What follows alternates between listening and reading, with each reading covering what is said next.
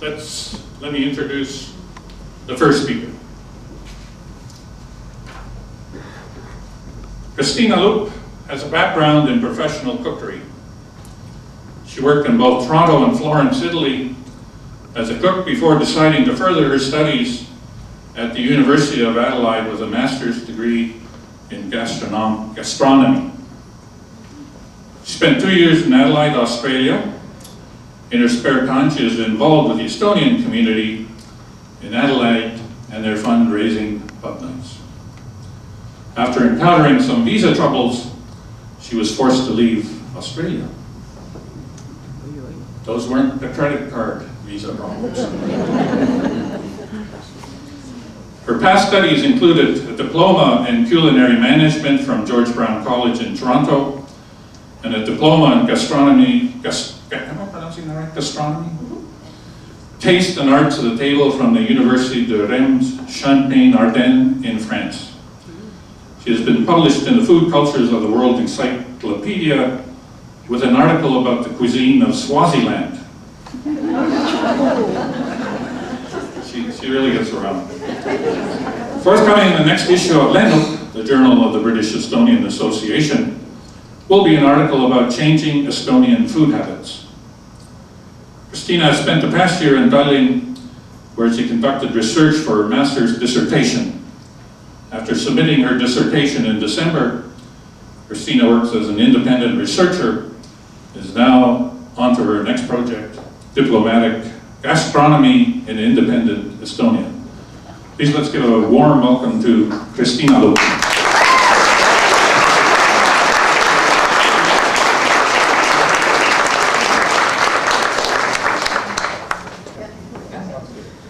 Okay, as Jan mentioned, I'm speaking about my dissertation or my research for my master's dissertation in gastronomy, and it's titled Food Culture and Daily Life in Estonia. I'll first just give a brief introduction about what I studied, and then talk about these sources that I used. And then I divided my dissertation into two parts: the first independence period, and then the Second World War, and then afterwards Soviet Estonia. So my research questions, the most important was, what is Estonian food? This presented kind of a problem because Estonia has only seen about 40 years of collective independence, from 1918 to 1939, and then from 1991 to the present day. Benedict Anderson writes that in order to understand nations properly, we need to consider how they came into being, and in what ways their meanings have changed over time. So I concluded that I couldn't define Estonia's cuisine just based on its independence period, and therefore defined it as that Estonian food can be defined by its 4 distinct seasons and the influences from its many occupiers, including Sweden, Germany, and Russia, as well as its agricultural history. But I will let Inga speak more about this. We were speaking this morning about what each of us were going to say, so we wouldn't overlap too much. And then I asked we can see the questions up here, what were the eating habits of Estonians during the first period of independence, and how did the war affect changes in these eating habits, and then what happened during the Soviet period exactly. This project initially started as an exploration of cookbooks and women's magazines. Women's magazines were Eesti, which is the Estonian Woman, and that was published from 1924 to 1939, as well as the Taluperenaine, which is the farm wives, or the farm wife, basically, and that was a little different and talked more about preservation techniques and things that women would do on the farm. But the reason I didn't continue specifically looking at cookbooks was that I felt that they just weren't going to show a clear picture of what people were actually eating and doing, and I had no way of actually finding out if people were using these cookbooks or reading the magazines. Then I also conducted personal interviews and used a very useful survey published at the Estonian National Museum. It was compiled by Reet Piiri, and this was a survey about food culture during the Soviet period. The survey had 92 respondents and over 100 questions. The respondents were both male and female, and their birth dates fell between 1920 and 1970. Some people were raised in rural areas, some people were raised in the city. There was questions, everything from basically what people ate every day, if they ever went out to restaurants, what they had at school, etc., etc., etc. And then I also held some personal interviews. The picture that's shown here was taken in Tammsalu, where I gathered a group of 9 women, 8 of which were Estonian and 1 was Latvian. And I was just planning on going there to ask them questions relating to my project, and they showed up and they brought this incredible spread of food. There was someone from a local newspaper that wrote an article about it, and we talked all day. They had no shortage of things to say. And then I also looked at life stories, both published and unpublished. There is a lot of information in the Estonian archives, but it takes some digging. So I spent many hours in the basement of the Estonian National Museum trying to find mentions of food in hundreds and hundreds of pages. So now I'll start with the independence and the Second World War. The quote that I've shown here is from an article written for the National Geographic magazine in 1939.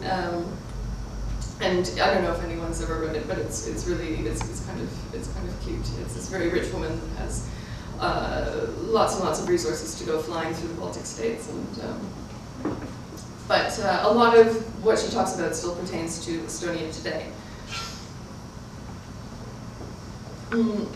So in 1919, land was being redistributed after the Second World War, and that continued until 1925. It was distributed amongst war heroes, persons that were injured in the war, families of soldiers killed in the war, and other participants in the war. A basic farm would be about 24 hectares, and that could have 2 horses. These farms could be purchased with a long-term loan from the state, and during the Great Depression, families that owned these farms were not greatly affected because agriculture received large subsidies from the state. I noticed that in many of these responses there started to be a lot of consistencies, in the sense that no one really had anything negative to say about this period, and I thought that was really interesting. Inga Paenurm, which is this quote at the bottom here, she's researched Estonian life stories extensively, and she has concluded that when you look at a biography, or one's biography is always narrated in hindsight, so their experience, you always look back on your experience with a lot of knowledge, and then so she says that basically these people knowing what was about to come, the war and then the Soviet occupation, of course their childhood and this sort of time of plenty would have been the best time in their life. Then I'm just going to show and I just put together some quotes from some of the respondents that I used. This one here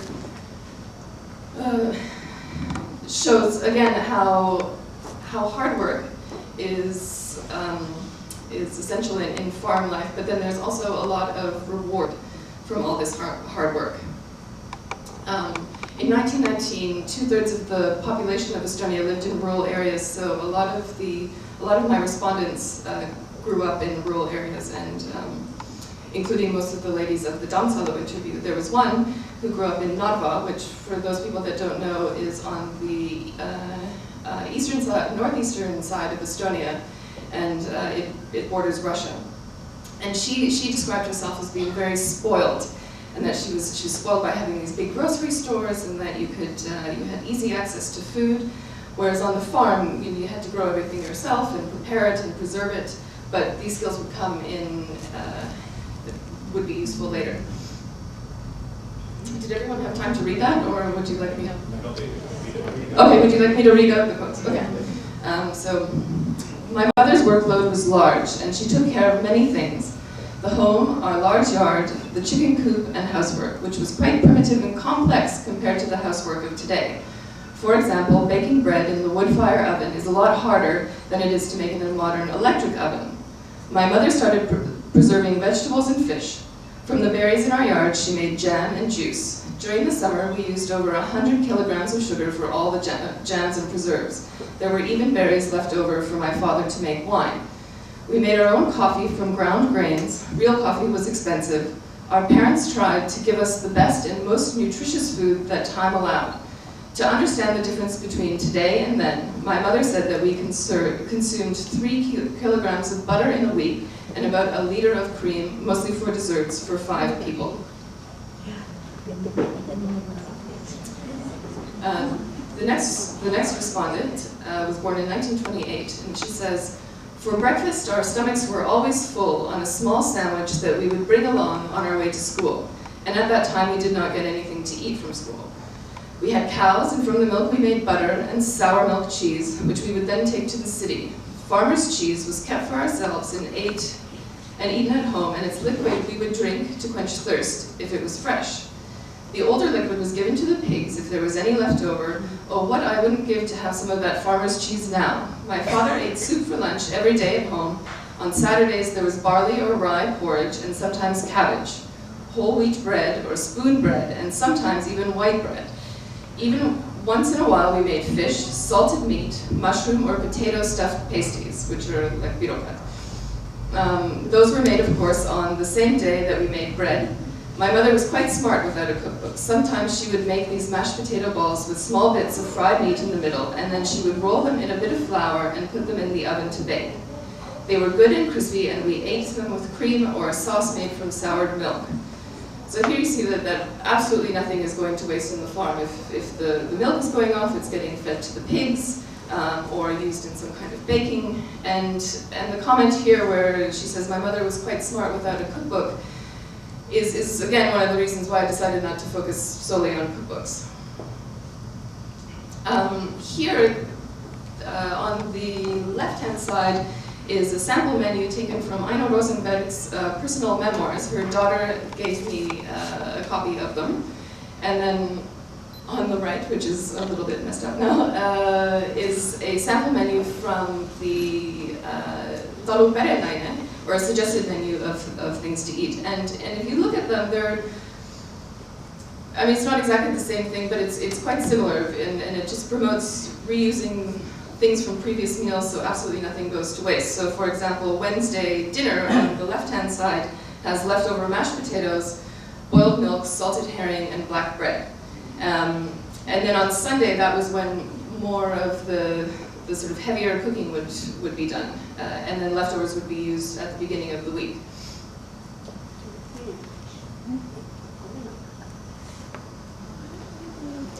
Then in World War II, times get tough. The knowledge of food preservation from the independence period certainly became an asset. And the recent experience of World War I was in the minds of the parents of these respondents, and they knew that they needed to store food and keep backup rations. This just explains the history of the period, or it gives a timeline of the period. My mother, who had already lived through one war, immediately bought a potato sack full of salt. Without sugar, one can manage, but not without salt.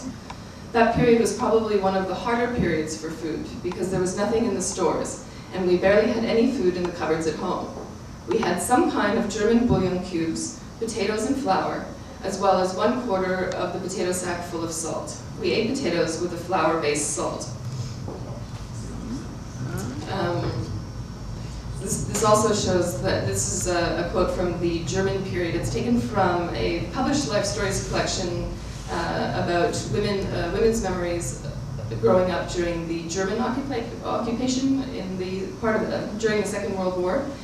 And at that point, many of the respondents that I spoke to, and what I found from this book as well, was that there was a lot of processed food coming into the diet to make up for the lack of fresh ingredients that were going to service the war. In the middle of the summer of 1941, the war began. Under the trees in the park, my father dug a small shelter. The pig was slaughtered. Its meat was salted and placed in a large tin which we buried underground. There we also hid cartons of eggs.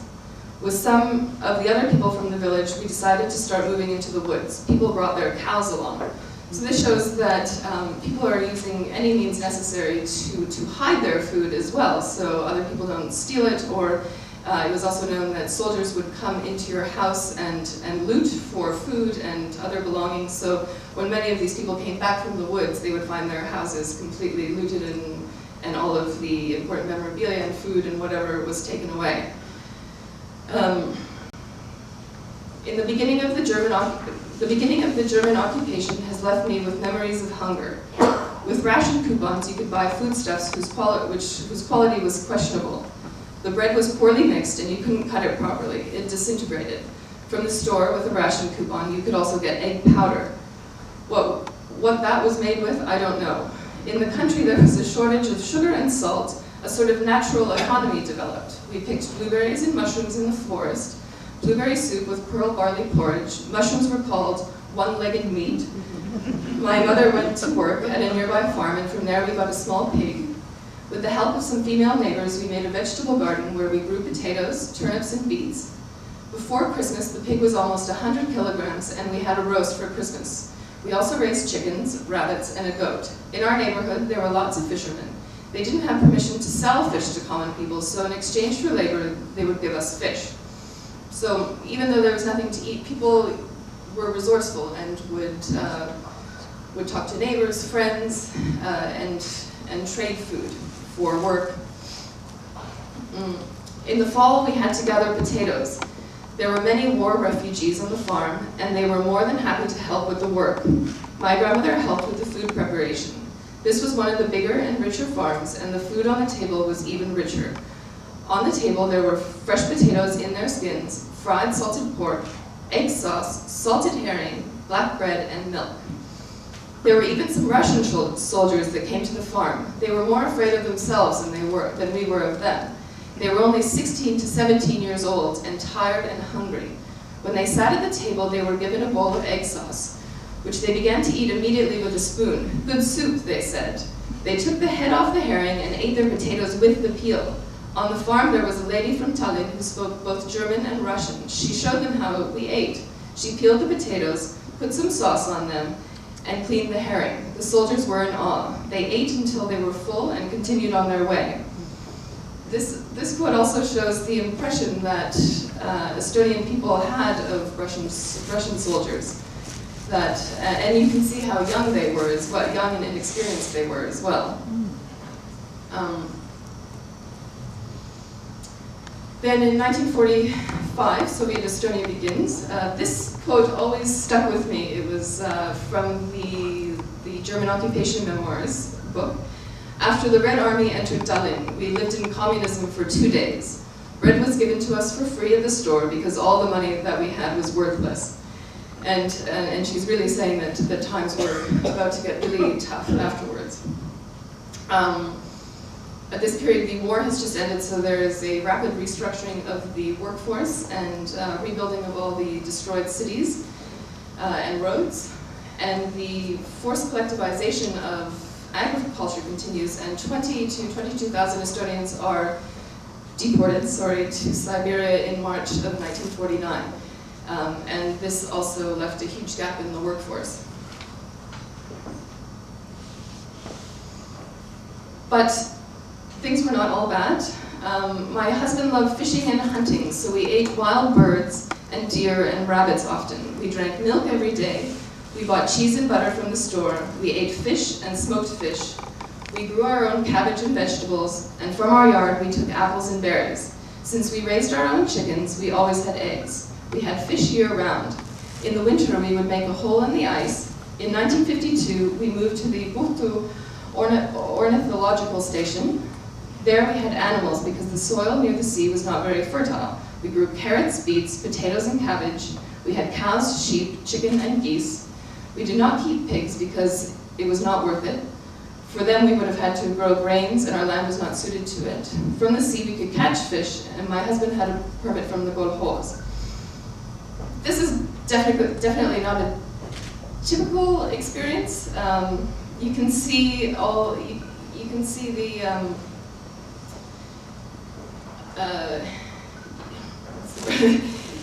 you can see the certain privilege that this man has from his job on the at the ornithological station. But it can be said that most people did have a couple animals and a small vegetable garden wherever they could fit it. In Tartu, between 1945 and 50, for breakfast we would have a cup of coffee with a pastry or a piece of black bread with some fish. My child would be fed at the daycare. At the beginning of the 1950s, a typical breakfast would be tea or coffee, as well as black bread and white bread with a fried egg or some pâté, or even sometimes cured sausage. We rarely ate meals together as a family because each of us had to be at school or work at different times. It was not until the 1960s that the family could be together on Saturdays and Sundays. Then we could prepare food that took a little bit longer to prepare: borscht, dumplings, and even roasts if we were able to get the meat. This shows the change in lifestyle as well during that period, where many of the respondents that I spoke to about the independence period didn't claim that family time was important to them, but here you can see that they miss it. And also the structure of the kitchen changed. The kitchens built in the new apartment buildings were very, very small and barely had enough room for anyone to sit around a table together. So it went with this work all the time kind of lifestyle. Here is a picture of a typical Soviet kitchen which they recreated at the Estonian National Museum in 2006, I believe, for an exhibit on food during the Soviet period, and this was compiled by the information used from the Retviri survey. So you can see that there's just a small table in the center, and on the stove they have a juice boiler, and they're making preserves. On the farm, of course, the house would, other families would move into the same farm, so you would have a lot of people using the same space, and it would still be quite cramped, even though the space was bigger. Until 1947, it was possible to buy bread with ration coupons. Even country students received bread rations. The bread came in 1 kilo loaves that people refer to as turvas. It's a texture that resembles a sort of turf. Its taste could be compared to farm bread, as it could be watery at times. Children from the farm would eat their homemade bread. Store-bought bread that cost 250 rubles was sold at the market at about 3 times the price, and even at that price, there was no lack of buyers. By the 1960s, there was no longer any problems getting bread. Its quality improved, and many people had decided to switch over to store-bought bread. So you can see the busy lives taking effect. People don't want to make bread anymore, and the quality improves because the life is settling down a little bit. It's not as chaotic as right after the war. And then you have all kinds of strange ingredients that start appearing as well. I never used margarine. It was butter that I preferred to spread on sandwiches. And there was the vegetable oil that was frequently used by Russian families living in our apartment block. It smelled so that when it was being used for cooking, the entire apartment building would smell. It was used for deep frying cheese curd and pastry. And this quote comes from the Tammsalu women's interview, and the ladies all agreed, and they started chatting about how they remembered the smell of the cooking of the Russian neighbors, the strange spices and the garlic. They agreed that their Russian neighbors all smelled like garlic all of the time. And so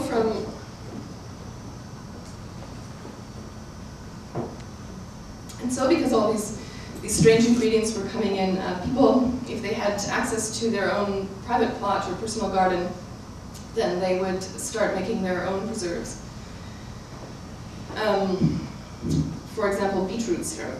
Already from the period of the German occupation, people were starting to grow sugar beets. which would be boiled down to obtain a brown syrup that could be used as a sweetener in coffee or to glaze bread. Oh, how good this tastes. Thinking back on those days when there were so few sweets to be had, when I was a student in Tartu, I remember a queue for sugar would start spontaneously at the grocery store. Obviously someone had heard that there would be sugar on that day. The sugar deficit ended in the 1950s when the Soviet Union began purchasing sugar from Cuba. By the beginning of the 1960s, we could easily buy 50 kilograms of sugar to use in preserving berries in the summertime.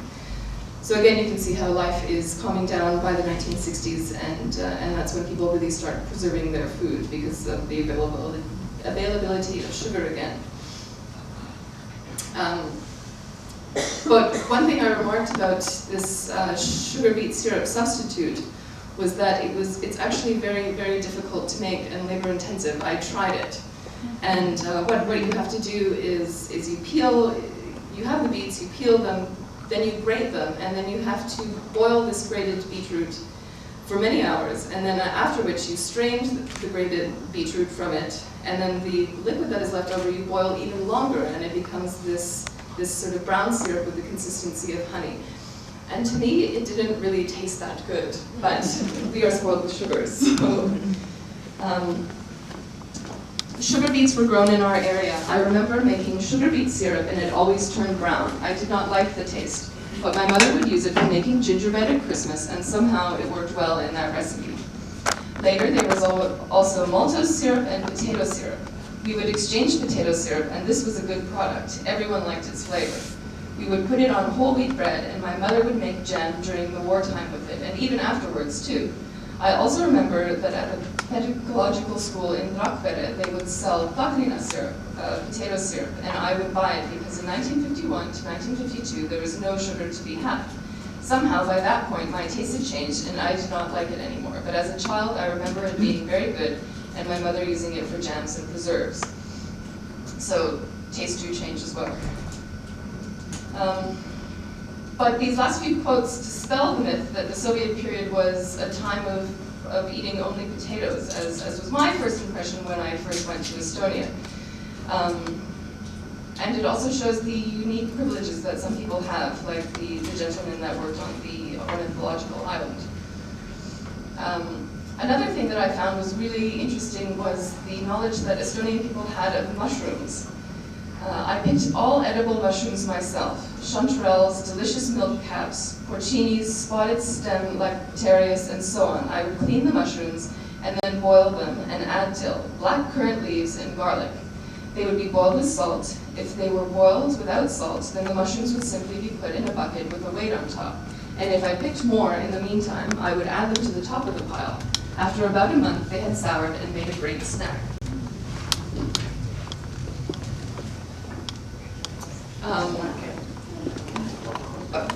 So yes, Australians have this exceptional knowledge of mushrooms and botany, and I have a memory of my first time visiting Estonia and my grandmother and her best friend disappearing into the forest for hours and collecting just bucketfuls of mushrooms. And I remember thinking at the time, my gosh, this is so boring.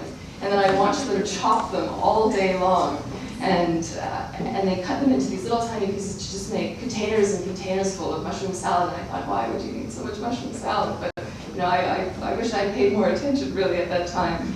And also, Sylvie Beth posted something on my Facebook when I was researching this, and she said that her grandmother relied on the smell of mushrooms and touching them with her tongue to know if they were edible or not. And I just thought that was amazing. I mean, here, I would never go out into the woods and eat something little, you know, like mushrooms were. And then now I'll talk a little bit about the Soviet dining culture, but not too much because Inga is going to talk about that a little bit as well. So during the Soviet period, a set of standardized recipes was used, which is this book that you can see on the right, and that translates as Food and Cookery Recipe Collection for Catering Institutions.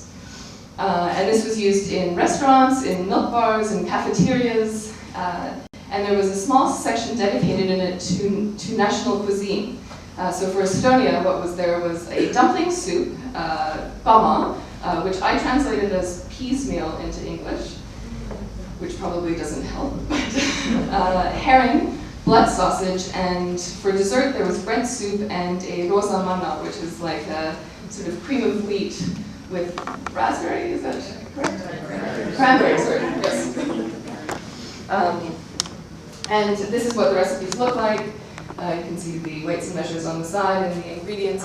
It's very specific and not really creative. And then by the 1980s, restaurants could write their own recipes for their menus, but they still needed to be approved. And this is an example of an approved recipe. They go through, there's weights and measures again, and then also the dietary evaluation of all the ingredients in the recipe.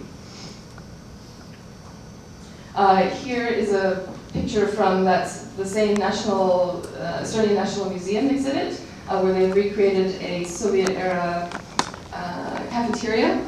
You can see just simple dishes, there's absolutely nothing, and then on the right side is these small metal containers, or like little cups that things would be pre-weighed into.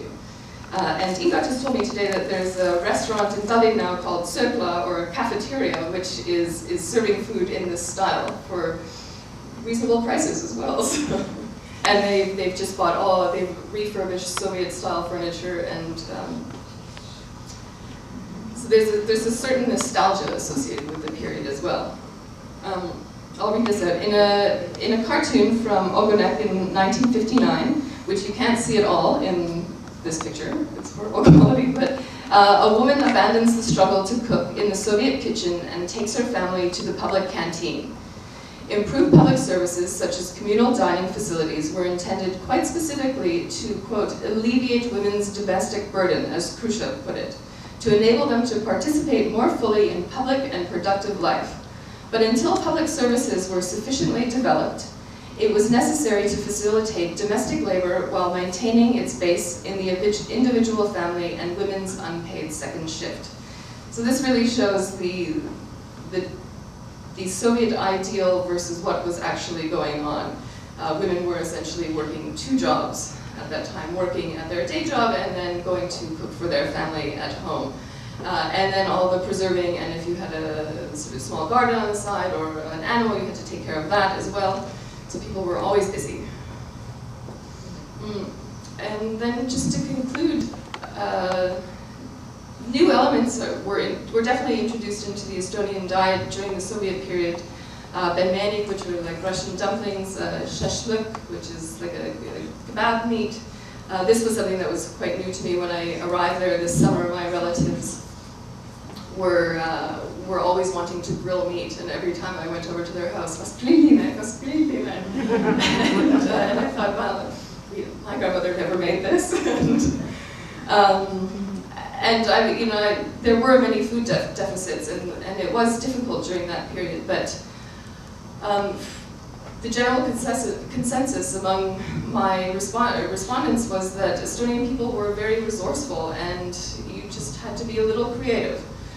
And they adapted to these situations with the food preserving, the private garden, trying to hide animals. One woman told me that they hid a pig in their bathtub for many months.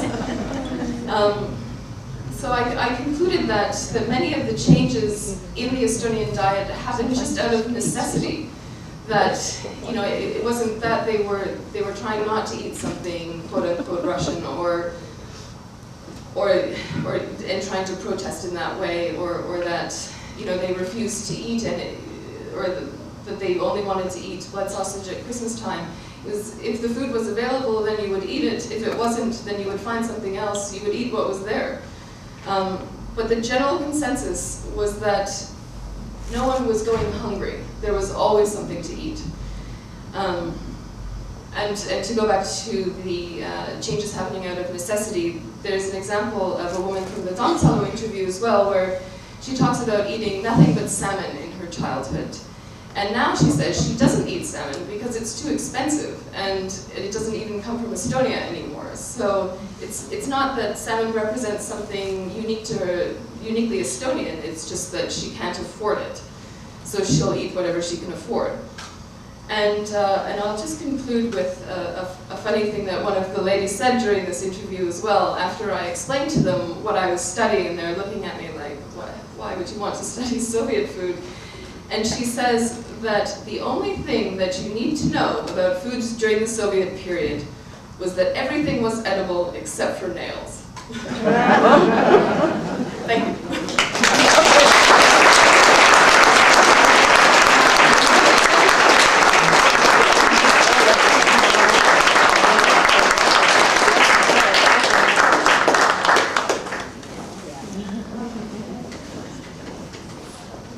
Hästi tehtud.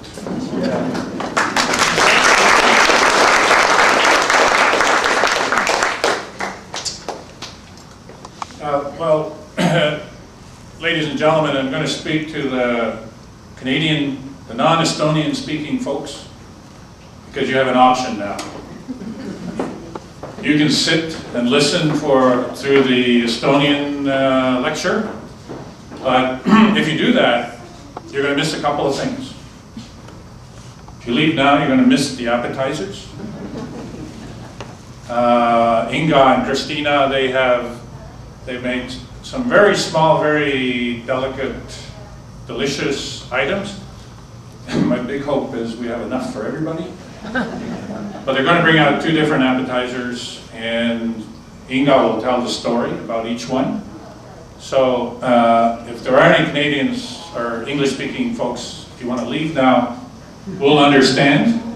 But Inga also has some very good pictures on her PowerPoint presentation, so you can kind of ask the person sitting next to you, what is talking, and at the end of the day, I'll try and sum up what Inga says in Estonian. So if you stand up now and leave, don't feel bad about it.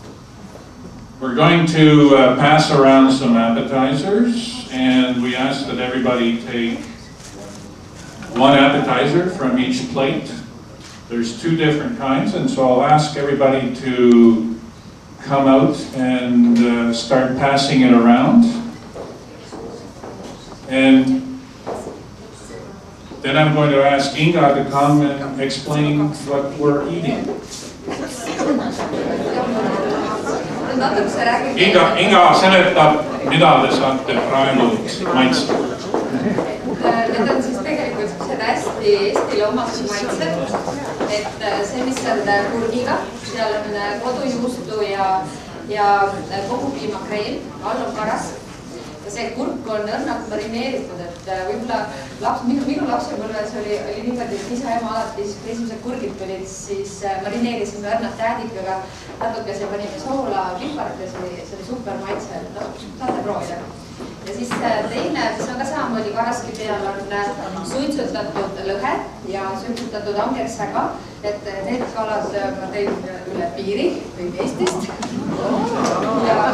Ja sellest siis tegin mõnusa suitsukreemi, samamoodi karaskil.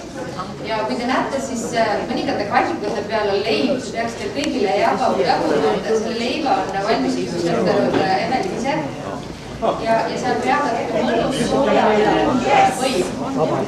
Et see on niisugune hästi pärane leib, et on hapukas, mõnus, hea, nautitav, selline peab olema. So for the English-speaking people, the black bread has been made by President of Estonia's wife, brought at great expense all the way from Estonia.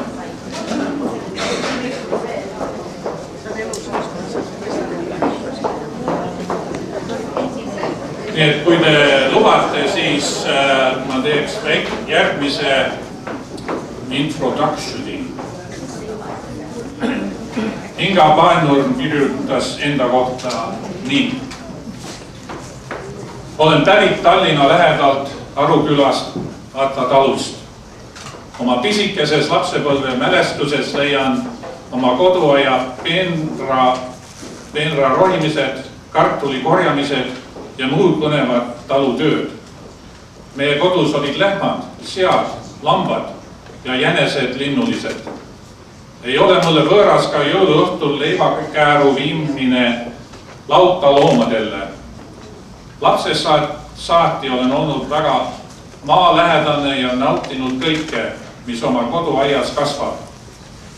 Hinge teeb hardaks mõte, et lõpuks oleme oma ajarattaga taas nii kaugel ja hindama maa lähedast puhast ning rikkumata toitu, mida tehakse armastusega. Kokandusse sattusin arvatavasti tänu isale, kes minus tekitas põnevuse ja huvi toidu valmistamise vastu. Põhimõtte lauale on parim ja põnevaim. 12-aastaselt lubati esimest korda seatappu jälgida ja kogu edasist protsessi. Siiani pole ununenud värskelt pannil praetud seamaks, soola ja pipraga. 1993. aastal läksin Juhkendali kaubanduskooli kokk-kondiitri eriala õppima. Alustasin praktikandina restoranis Vikerkaar, seejärel suur köök Särkop, Roosikrantsi restoran ja Stockmanni köök. 1996. aastal lõpetasin kooli ja suundusin tööle restoran Moodne kelder. 1998. läksin tööle tol ajal parimasse restorani Karl Friedrich, kus töötasin peakokkade Endel Kullangi, Viru hotelli peakokk 20 aastat ja Priit Toomitsa käe all pea 10 aastat. 1999. aastal pääsesin esimest katsest aasta kokkfinaali. 2005 kordasin finaali pääsu ja edukalt võitsin ainsa naisena aasta kokk 2005 tiitli. Wow.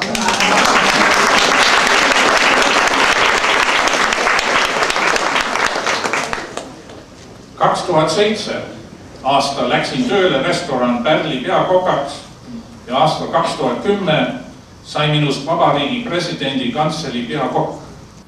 Sealt edasine liikumine on olnud põnev, arendav ja nauditav.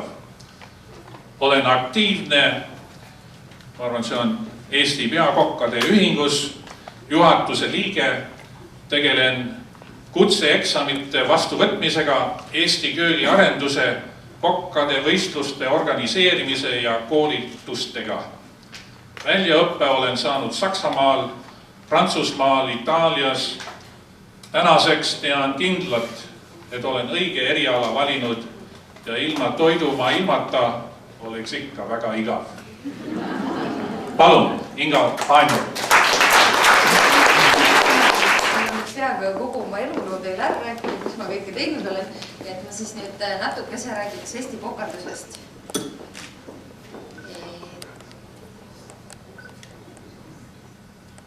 Noolega ma lammis, tuli liikusid. Ta liikub. Ma hoopust nii, et ma tõin siis välja neli punkti, millest ma täna räägin ja siis peale seda ma näitan teile palju põnevaid pilte. Et esimene on siis kohaliku köögi eripärad, et igas riigis on olemas vaid sellele riigile omane toitumiskultuur ning rahvuslikud toidud ja toiduained ja söömine on paratamatus.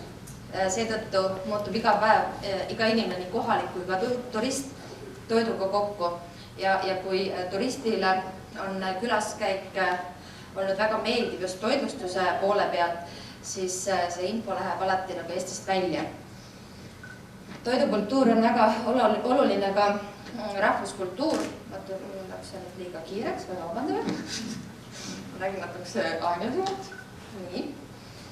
Ja seega on hästi oluline just neid toiduaineid, et kohalikud väärtustaks ja tutvustaks nii kodus kui välismaal. Ja see on hästi oluline. Praegu Eesti kokandus liigub ka sinna suunda, et hoida kõik hästi kohalikke asju. Nii, aga tuntu ja ettenähtu kõrval pakub uudishimulikule tulijale kindlasti avastamisrõõmu kohalik köök. Ja viimane sisaldab muus hulgas võimaluse, et mõni päris tuttava nimega või näoga roog on tegelikult suhteliselt teistsugune.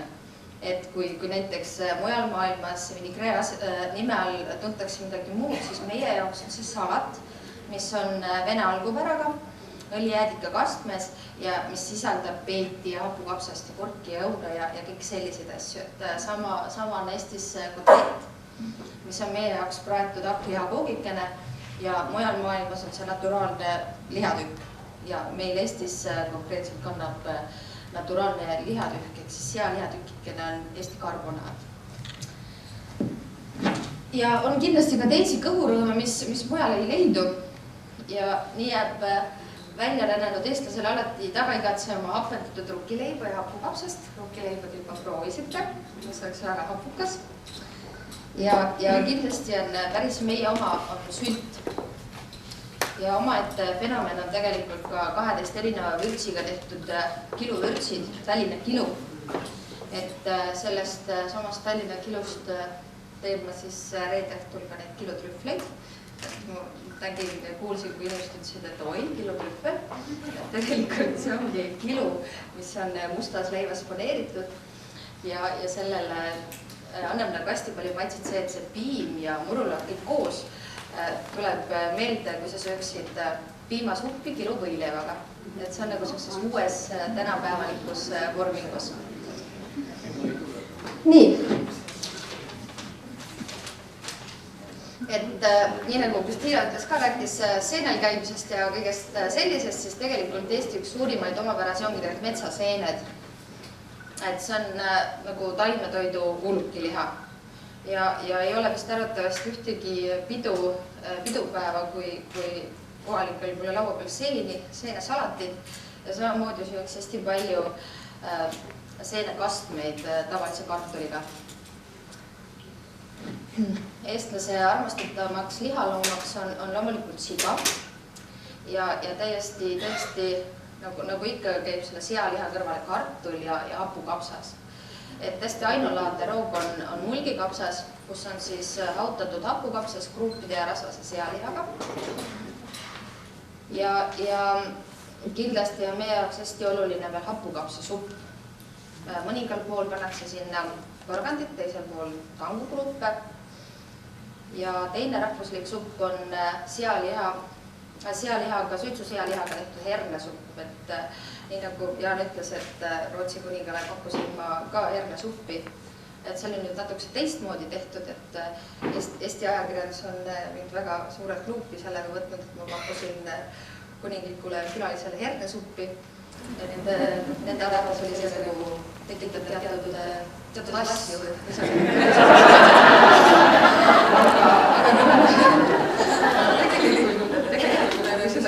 sa ei ole maitsnud seda, kui asja sulle tegin, siis maitse on sama küll hea. Saab ka edasi teha. Aga rääkides siis mustest kommentidest. Et eestlase toidulaud ei ole kunagi pikkalik. Ja tihtipeale ei soovitud söögilauas head isu, vaid pigem jätku leiba. Ja see on siiamaani sügavalt juurdunud. Kui mõned eriti rasked näljaperioodid välja arvatud, siis eestlase laual on ikkagi tumedat hapukut purkkeeli alati olnud. Ja kui ajas 100 aastat tagasi minna, oli toidulaud praegusega võrreldes talupoegalikum, siis tänaseni tegelikult on need samad nagu maitse-eelistused tulnud nagu palju tugevamad välja. Et kui võtame Eesti erinevad osad, siis kõik need toidu väikesed erilused on tänase päevaga väga tugevalt piiritletud ja iga piirkond kaitseb just seda oma konkreetset toidu.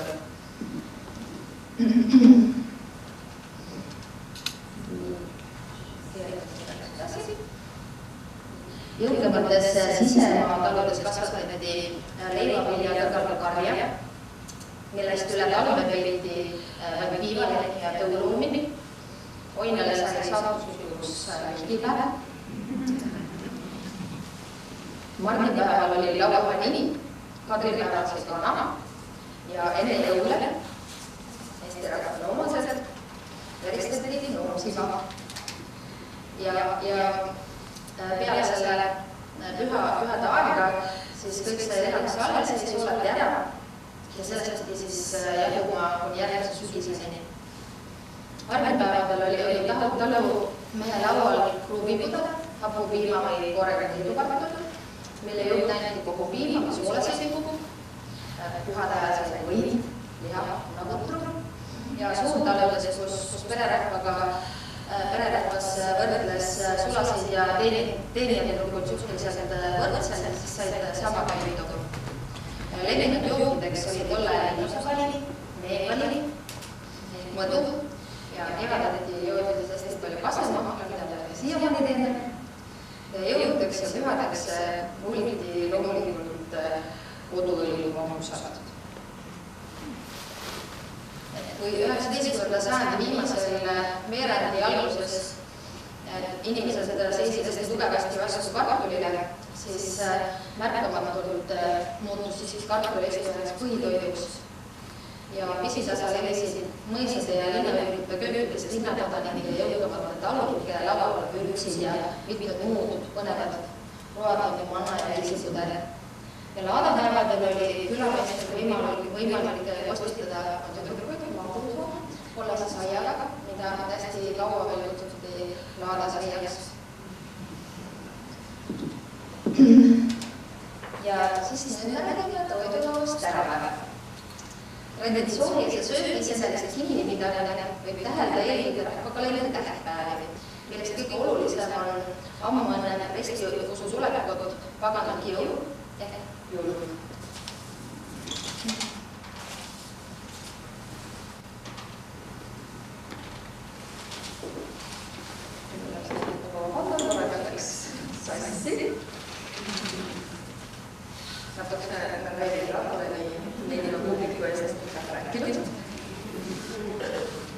Ja kunagi kasjad jõuluroad saavutasid rikkalikusel ajal 1930. aastast töötus ja tegelikult me oleme startuses sellest eriti muutunud, et ei loe jõuludajas kunagi palju raha või üldse raha ei ole või kas sa jälgid ka või jälgid, aga jõuludajas kõik inimesed peavad meelega palju sööma.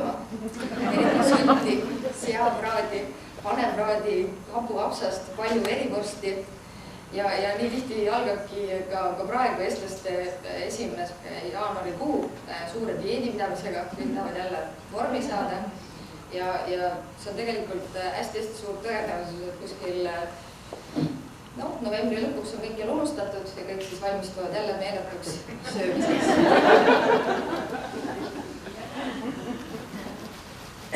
Toidulaud on siis meil jah küll palju muutunud, vahepeal on väga palju erilisi aegasi olnud, aga tegelikult oleme tasapisi jälle jõudmas esiisade maitsete juurde, ainult et uues trendikumas vormis.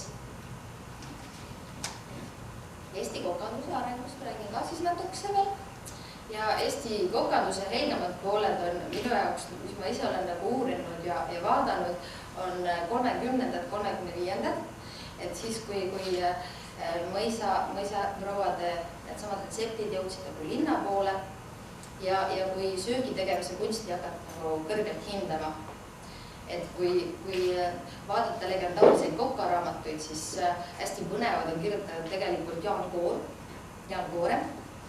Et mul on endal kodus üks, minu jaoks on see piibel, kokapiibel ja see raamat on aastast 1890, ilma teisi tiitellehte kahjuks pole, aga kui internetist uurides see on võimalik ja nendes raamatutes on nii palju huvitavaid vürtse ja ürte ja ma täiesti kindel, et tolle ajal inimesed teadsid üüratult palju sellest kõigest heast. Ja kui ma nüüd natukese olen uurinud presidendi kantselei kokanduslikku maailma, et kuidas vanasti seal oli, siis vanu menüüsi vaadata, siis president Pätsi koht teadis tolle ajal prantsuse köögist ikka väga palju. Tema menüüdes on kirjeldatud kreembuleed, erinevaid Caesari salateid, põnevaid asju, see oli minu jaoks tõesti amazing, huvitav, aga see on nagu üüratult huvitav. Aga tasapisi peale Vene võimu tulekut tegelikult need peensused ka kadusid, prantsuse köök kadus, aga tulid uued põnevad toidud, milleks olid stroogan, kiivikotlet, rosalja. Ja tegelikult see aeg õpetas kokkuhoidlikult ja üüratult leidlikult süüa valmistama.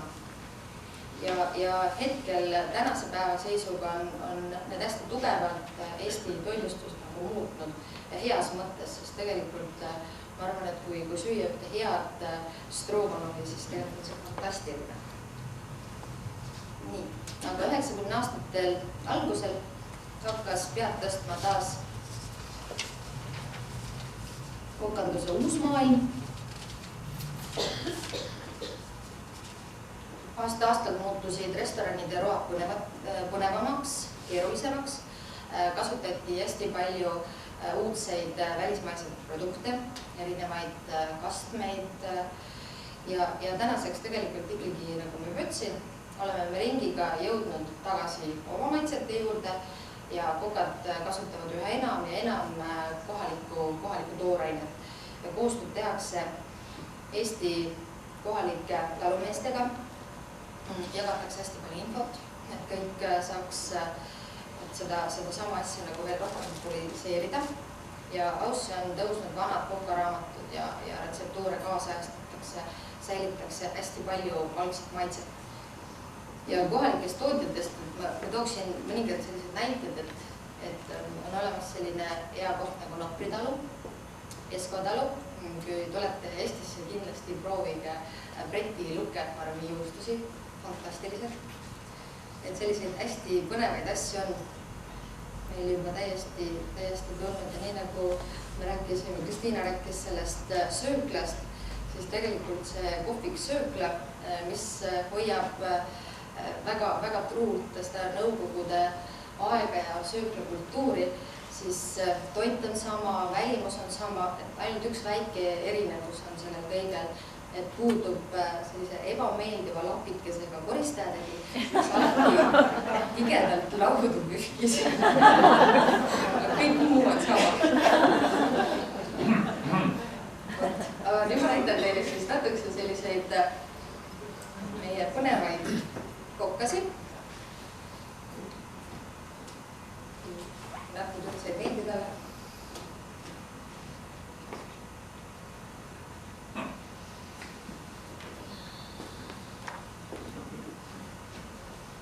Natukese räägite juba tüdrukut, rohkem ei näe.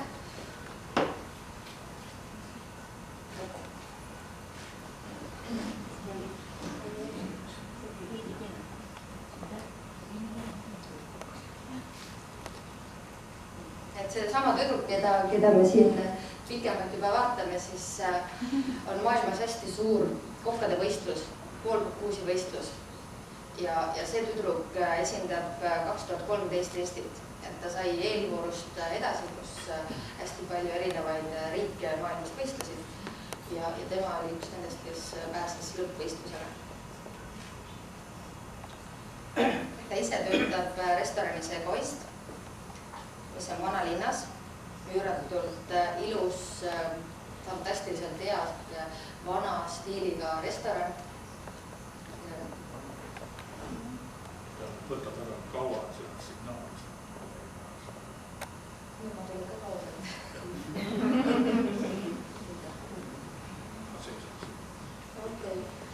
Et siin on siis väike jutt temast.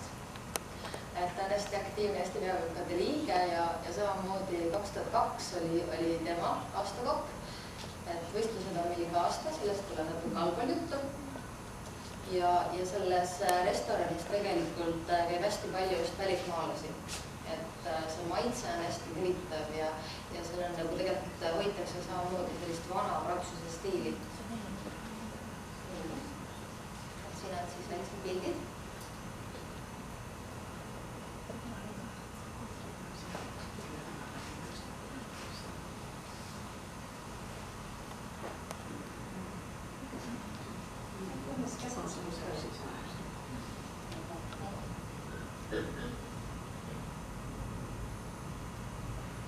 Siin on pildid Egoistist ja siin on Heidi toidud. Need on siis samamoodi nagu vanu maitseid uues trendikamas vormis välja antud.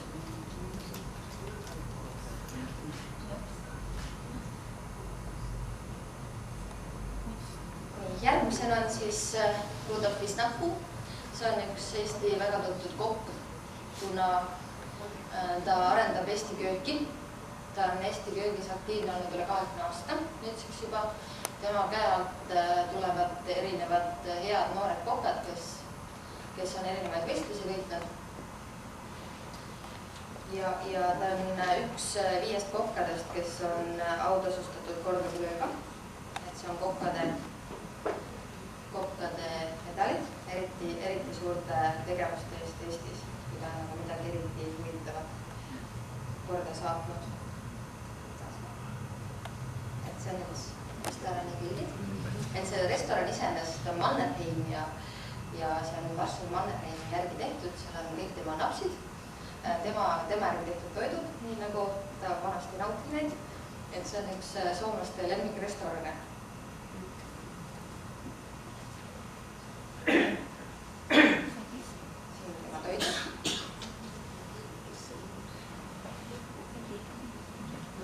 Järgmisena on siis järgmine noormest Dmitri Fomenko. Et need seal pildi peal tegelikult on vennad Fomenkod, nad on kindlasti tuleviku ühed tugevamad Eesti kokad. Et hetkel töötab ta hästi huvitavas City Marina restoranis, mis pannakse kokku ainult suveks ja talvel võetakse see restoran maha. Siis samamoodi erinevaid põnevaid toite teeta seal. See on mere ääres.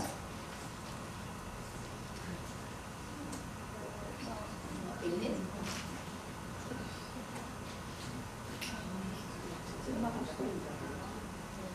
Aga järgmisena on Angeelika Uudeküll, et tema on siis sellise huvitava suuna arendaja, et mets on tema valdkond. Kõik, mis metsas on sööda, et kuusevõrsed, naat, kõrvenõgesed, erinevad marjad, seened, kõik, mida mets annab, tema propageerib ja tänu temal on see hästi tugevalt noortesse kokkadesse. Et väga-väga huvitavaid ja tervislikke asju teeb Angeelika. Hetkel töötab ta Laulasmaa spaas. See asub siis Laulasmaal, täiesti mere ääres, et sa saad puhata ja nautida head toitu. Et samuti ta on hästi aktiivne Eesti Peakokkade Liidu liige ja käib Soomes käib erinevaid koolitusi tegemas ja näitab samamoodi Eesti kööki. Järgmisena tuleb Dmitri Halikov. See noormees on väga põnevast restoranis, see restoran alles avati, ta on lahti olnud 6 aega. Ja see restoran on hetkel Eestis kõige tugevamini seotud selle mõttega, et kõik tooraine tuleb 50 kilomeetri raadiusest, et mitte kaugemal. Siin on väikesed sisepildid. Ja talle meeldib tohutult toiduga mängida. Ja see on tegelikult üüratult hea toit. Et see noormees on ka omamoodi eriti huvitav, sest et tema käib Venemaal avamas uusi põnevaid restorane, hetkel on Eestis tagasi. Ta on tohutult hea käekirjaga, tema maitsemeeled on imelised, kohe näitan teile tema toite. Sellised huvitavamad. See on tänapäeva Eesti kunstiline moel. See on natukese pime, see on heeringas. Järgmisena tuleb noormees, kes töötab väga huvitavas restoranis, mis asub Viimsis. Kohe näitan teile selle restorani kuju, nimeks on Paad. Siin on väike jutt Madisest, mida ta seal paadis teeb. Ja siin on ka mõningad näidised meie hinnaklassist, mis Eestis toimub. Et marineeritud räimed on täitsa olemas, räimed kasutatakse hästi palju. Et samuti turska ja patti. See on paad, et ta ongi ümber pööratud paad. Siin on tema toidud.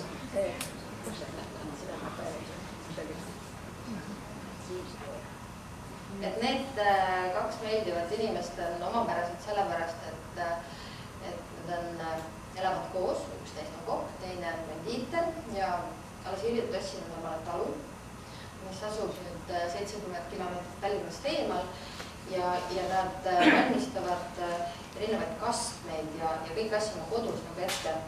Et kõik asjad tulevad enda talumaast, enda aiast, et see on nüüd see osa, kuhu me liigume, et mida rohkem kokkasi läheb ise nagu oma äri keskel, seda paremaks see nagu kõik muutub.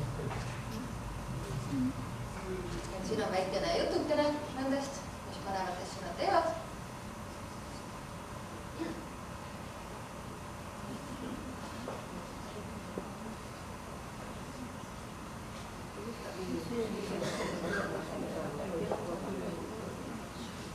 Et see on selline uus trend, et kokad lähevad tallu, hakkavad karvasnatama ja varti ja loomasi ja loodame, et linna kotiin tööle. Et tema näidetab selliseid huvitavaid torte, joonistab, kasvuseid raamatuid ja see taga on seal Eesti laste üks suurimaid hitte, eriti tüdrukutel on see barbitort. Selle enda lapsele sünnipäev, siis hommikul viisin talle selle tordi voodist, siis laps ütles, et issand, emme, ma ei saa seda ära süüa, et ma ei võta seda valjaks.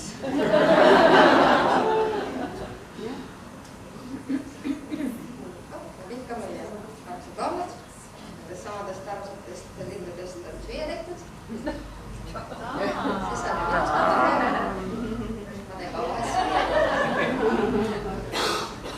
selle jutu jaamulgas teile kõik juba ette, et selle ma natuke lükkan edasi. Et siin on see järgne supp, tagaplaanis. Et ees on tegelikult odrakuubi puder, et natuke teistmoodi tehtud, külma salamine ja seal peal on suitsuräim. Et sellised on Lossis suveüritused. Et enamik ajast peame olema tendis. Suve meil on üüratult palju, enamik ajast 100, head. Et see on üks väike väga pilt restoranist, kus ma enne töötasin ka mere ääres. Et selliseid töötasin president. Et see on vana toit tegelikult, see on sült, siis on maksavasteed. Et kannatakse uuemas vormis, aga maitse kõik on sama. Ja see on siis lõunasöögisaal, kus president võtab vastu erinevaid külalisi. Ja see toit on nüüd kilo carpaccio. Selles pitsi sees on eestlastele väga omane viin. Ja siis see oranž on seal all on pihlakakaste, mis sobib tööd kalaga üüratult hästi kokku. Veel mõned põnevaid suubiste pilte. Ja see on nüüd meie uus maailm. Et 24 veebruar oli alati erinevad cateringid tegid ja aastal 2011 muutsime natuke traditsioone. Et see oli esimene aasta, kus 24. veebruari söögid tegid 7 erinevat peakokka. Et see on nagu kokkadel hästi suur au olla nii lähedal sellisele üritusele. Ja toidud on nagu hoopis teistmoodi, sest iga inimene vastutab konkreetselt ainult enda suuvistete eest ja maitseelamused on hästi tugevad ja suured. Et siin on väike näide selle aasta vastuvõtust, et mida põnevat me tegime. Et kõige suuremat tähelepanu eelmine aasta võttis minu hernesupp, see aasta on kodumaa viljakas muld. Et kõik mõtlesid, et mis me nüüd oleme meie ajakirjandus loomulikult, et presidendi kantseleis siis nüüd enam pole midagi, et nüüd söövad ainult mulda. Aga tuleb välja, et tegelikult selle musta mulla all me nimetame tumedat musta leiba, mis on ära röstitud, hästi peenikeseks riivitud ja sellele saab erinevaid magusaid, soolasid, mis eras maitseid anda. Ja see on meie jaoks muld. Et see sama suupiste kohe tuleks. Ma näitan teile, mis see muld tähendas. Et siin on veel selliseid, mida põnevat me tegime. Et siin ära kindlasti tasub mainimast õietriston Tartust. See oli võib-olla oma elus nii huvitavaid ja häid trühvleid. See on tõeline persoon, mis just fantastiliselt häid magustamine.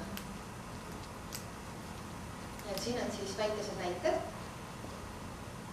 mida siis sai 24 veebruari proovida. Ja all on nüüd siis tillikaks viljakas muld, kus mulla sees kasvab ornad ja põlevad asjad. Ja see oli siis selle aasta 24 veebruari. Siin on nüüd väikesed tillid, kus me tööd teeme. Ja siis see organisatsioon, kus ma hästi aktiivselt kaasa löön, on Eesti Peakokkade Ühendus. Et see loodi 2000. aastal ja asutajaliikmed on kõik erinevad Eesti peakokkad ja tegutseb vabatahtlikkuse alusel. Ehk sa pead hästi palju armastama, mis sa teed ja üritad anda seda kõike nagu noortele edasi. Ja tänaseks on meie põhieesmärk aidata kaasa kohaliku tooraine ja valmistoodete kasutuselevõtt restorani maastikul. Ja eelmine aasta oli siis esimest korda toimus Ärmal residendi kodus kokkadele vastuvõtt, kus me koos kohalike talumeestega ja teiste tublide kohalike toiduarendajatega rääkisime pikalt ja laialt, kuidas seda koostööd veel paremini ja veel aktiivsemalt ette saaksime võtta. Et see kala on Eesti kokanduse sümbol. Et selle kala saab omale aasta kokk, et see rändab iga aasta järgmise kokkani, siis sinna alla ääre peale pannakse alati selle aasta kokka nimi ja järgmine aasta saab keegi jälle selle uuesti. Et Evelin teeb meie maitsesüliks olemiseks, et maitseb meie erinevaid toite, et see aasta hindas ta crème brûléd, kõige parem oli leivaga.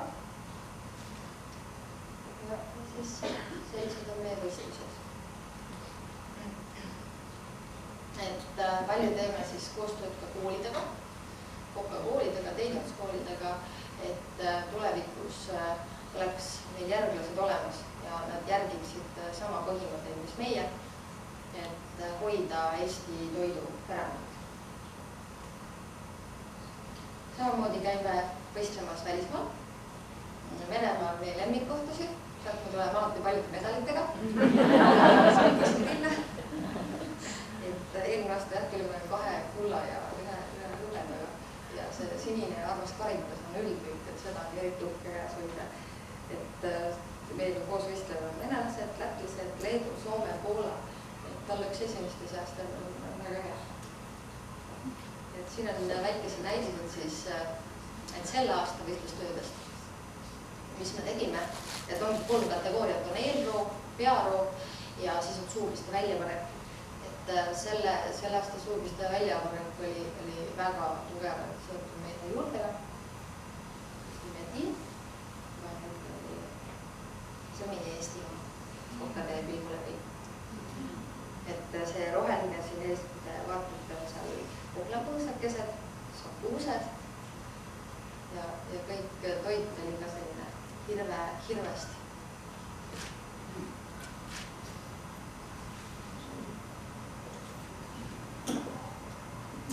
Ja see meeldib härrasmees on siis Eesti kokanduse Grand Old Man.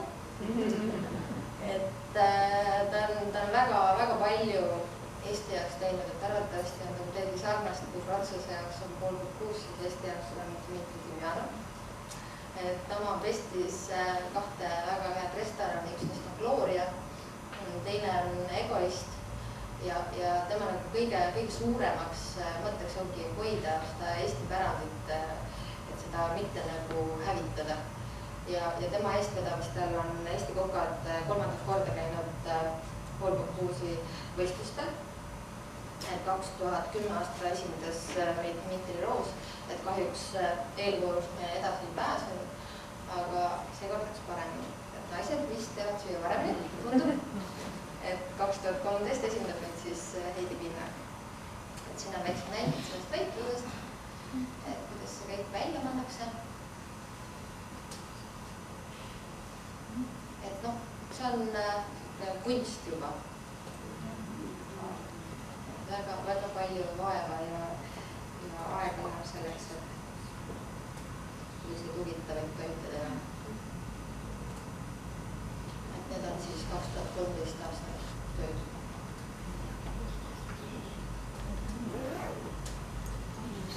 Vot, ja selline ongi meie Eesti kogemusmaastik.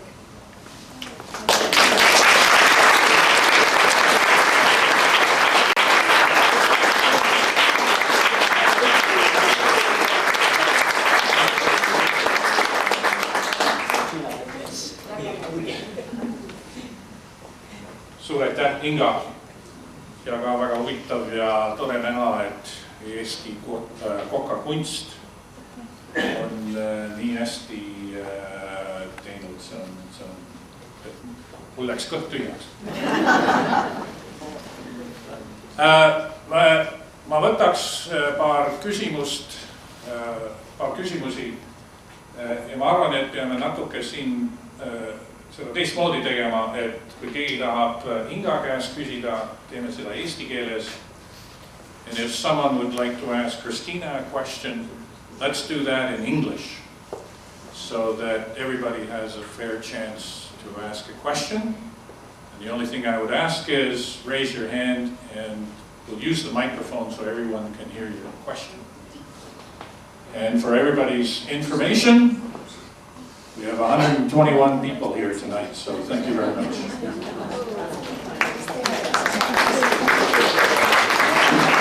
Küsimusi, questions. Ma ei usu, et kellelgi... üks küsimus. See on Inga Paenurmele. Kas on mõni kokaraamat siin ka saadaval, kus teid huvitavaid retsepte saaks lugeda? Mul on mitu tükki, neil on kõik vanemad, nii minu generatsiooni omad rohkem. Kas on midagi taolist soovitada vähemalt? Tegelikult me elame sellises huvitavas infotehnoloogia ajas, et internet annab hästi palju neid kõiki välja. Tegelikult, kui te just vaatate seda Evelini raamatut, seal on hästi põnevad retseptid. Et enamik inimesi arvavad, et see ongi Evelini nagu enda kirjutatud retseptid, et ei ole. Nii et tema raamatu mõte on tegelikult kingitud maitse erinevates kohtades, kus nad koos presidendiga käivad. Siis tihtipeale on riigipeade naiste väga suur huvi toitlustuse vastu, et nad jagavad neid retsepte. Ja see raamat ongi tehtud kingitud maitseks, et seal on põnevaid. Mul oleks üks küsimus. Mis on presidendi lemmiktoit? Huvitav küsimus, ega seda ei ole varem küsitud. Tegelikult vastavalt hooajale, kui me oleme talve pimeduses, siis president armastab kala. Aga kui kevad, siis vastavalt ilmestele on liha väga hea. Liha on ikka kõik vajamista. Tegelikult liha on, mis nõudab väga palju ka.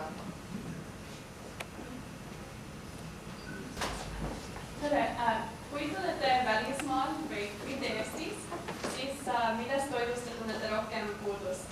Mis võib-olla siin ei saa või siin maitseb teistmoodi? Kama šokolaad. Armastan kama ka.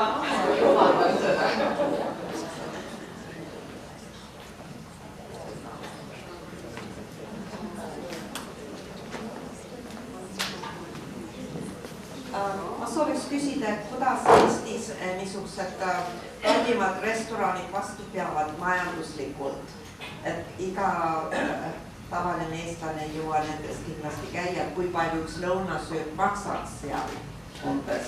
Tegelikult me liigumegi sinna suunda, et neid eriti fancy restorane oleks teatud hulk. Ja selliseid mõnusaid kohakesi, kus sööma minna nii palju. Hästi põnev on F-Puune.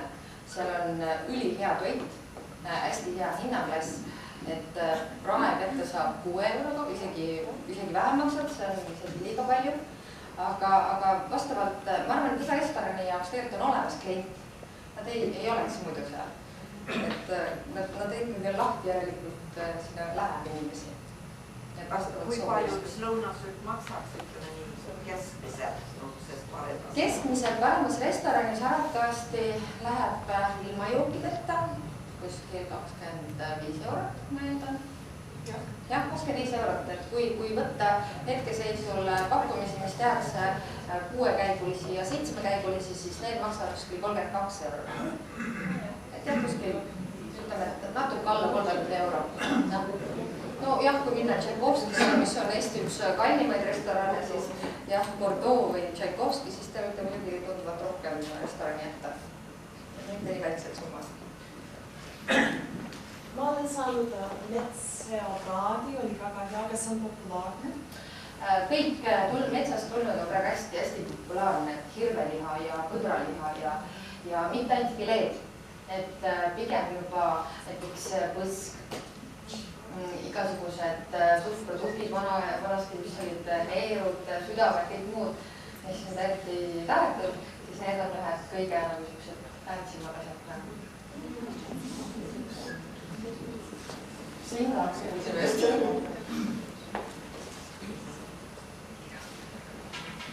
kas Eestis on võimalik olla taimetoitlane? Kindlasti on. Tegelikult selliseid restorane konkreetselt, mis on 100% suunatud taimetoidule, meil ei ole. Aga restorani Aed vanalinnas Rataskäru tänaval pakub hästi palju taimset. Ja Laulasmaal, nagu rääkisite, on Keeliku Uudekilis, kui te lähete Laulasmaale, siis sealt saab hästi välis. Kui president tahab kaalu kaotada, kas siis see on sinu töö?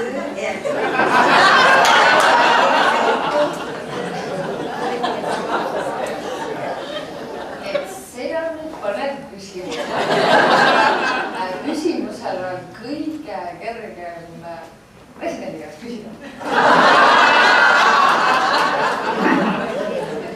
Ma ei saa nagu nii isiklikest asjadest rääkida. Kui te küsite, kuidas mina kaalu kaotaks, ma tahaks ka seda teha, siis ma võiks seda rääkida. Aga presidendi tegelikult ma võib-olla natuke seletan lahti selle presidendi toitlustamise osa, et hästi paljude inimeste jaoks on arvatavasti see, et kui ma olen presidendi kokk, siis 24/7 elan ma lossis, mul oma elu ei ole ja ma teen kõike presidendi heaks. Et Eestis tegelikult ei ole niimoodi, et presidendi paar on väga-väga hea, et endale teevad nad ise süüa, ei tee kodus väga palju süüa. Minu tööpäev tavaliselt lõpeb kell 5, et mul on ka oma eraelu, mul on oma perekond ja ma saan ka nendega koos olla, et rohkem tegelikult ma teen süüa külalistele, siis kui presidendil on tulnud külla, on õhtusöögid, vastuvõtud ja selliseid keerulisemaid toite, et siis teen mina, aga ülejäänud pere toitlustamine on abilise ja inimesi.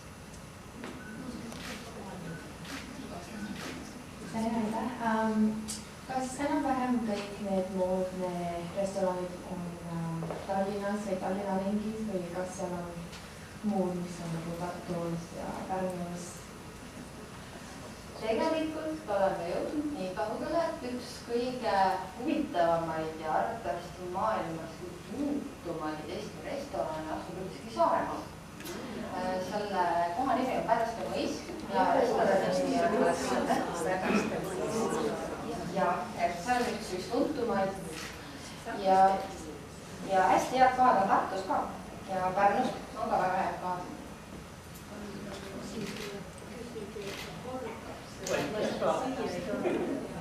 Paluti, et Inga, kas sa võiksid korrata seda restorani nime?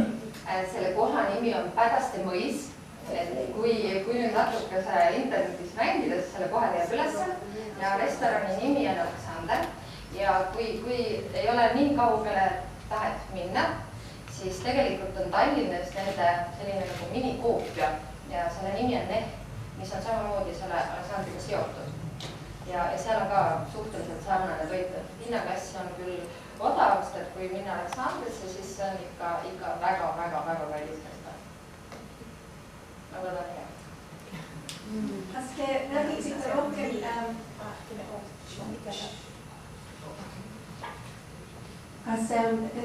rohkem Hotel Cru toortoidust ja mis teile eriti sealjuures meeldib? Kanadas on Montrealis Cru d'Essence restoran, aga ma arvan, et Toronto seda vähem tuntaks.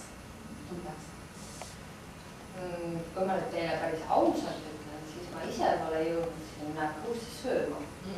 Ma tean Tiimat väga hästi, ma olen temaga käinud võistlemas Venemaalt. Tema oli üks nendest noormeestest, kes tuli kullaga tagasi. Ja ma olen ta toita nagu varem söönud ja siis see kett, kes selle, ma arvan, et seda nagu seostatakse oma nime poolest ühe teise restoraniga, aga ta on täiesti nagu Eesti oma.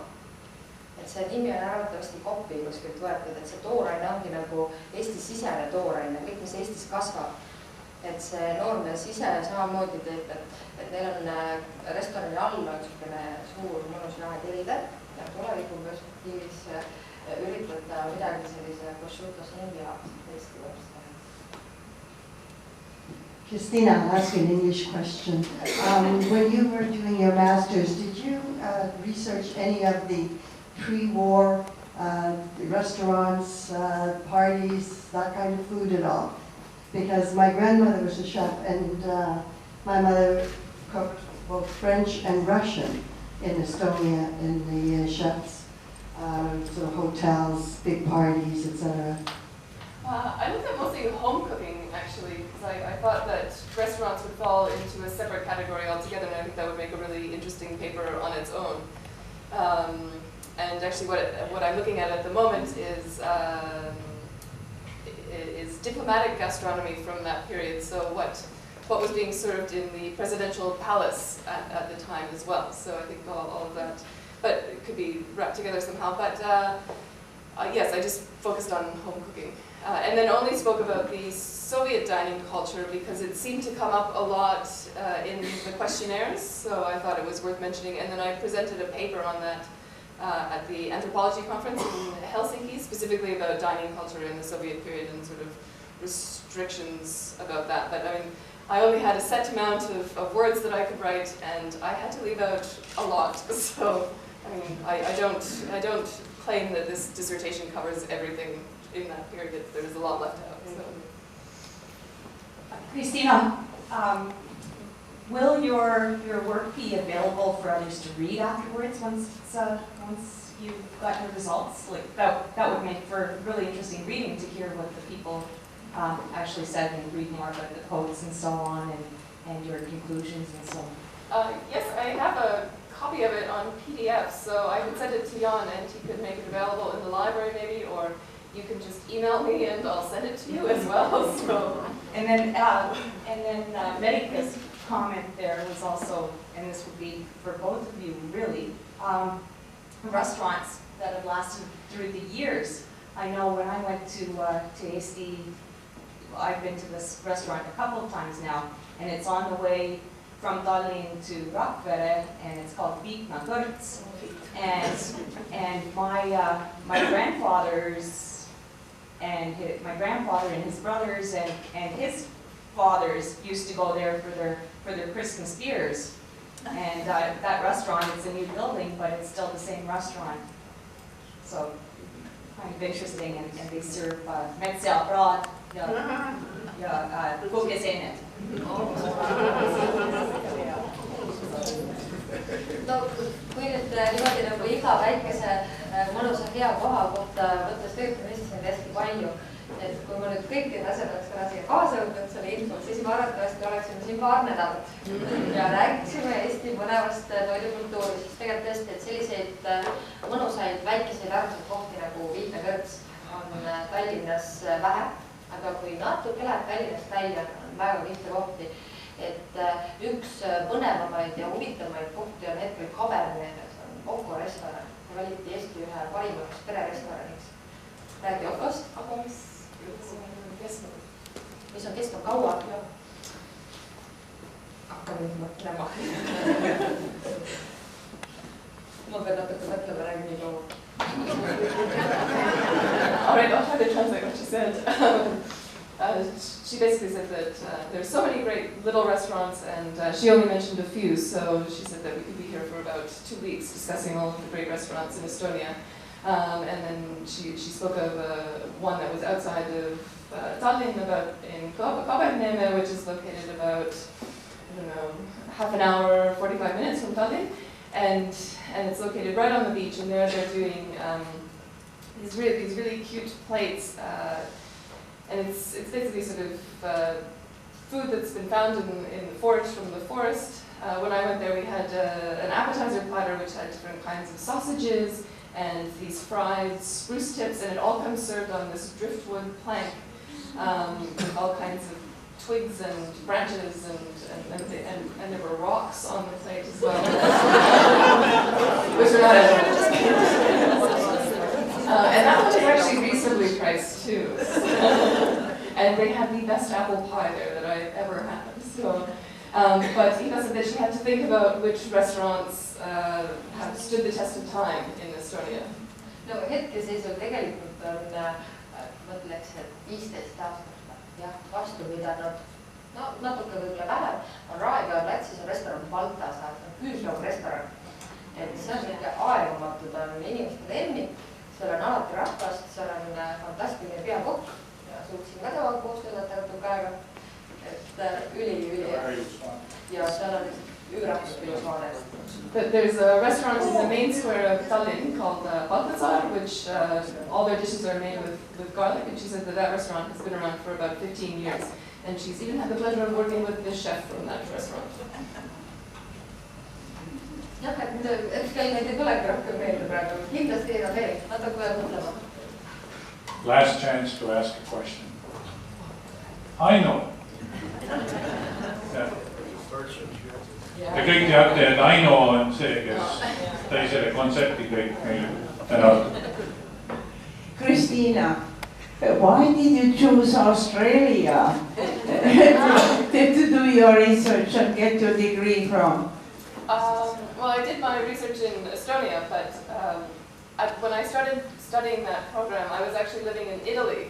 And my Italian friends just made fun of me for hours, thinking, why would you want to go to Australia to learn about gastronomy? You're living in the center of it here. And I said, oh, well, there's no program here to study. So at the time when I was looking for a gastronomy program, there were very few, and I didn't want to go to the US to study. So Australia was the only option.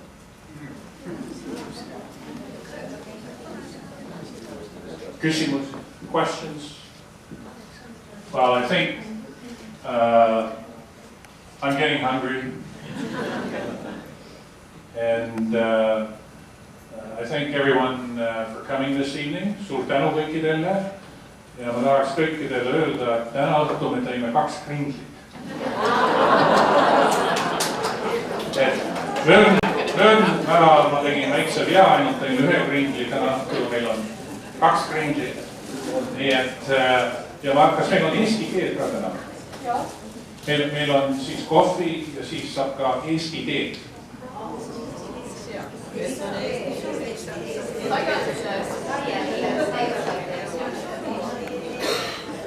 So for our Canadian friends, coffee, Kringle, and Estonian tea await you behind these doors. Enjoy. Suur tänu kõikidele, suur tänu Ingale ja Kristinale. Teile mul on üks väike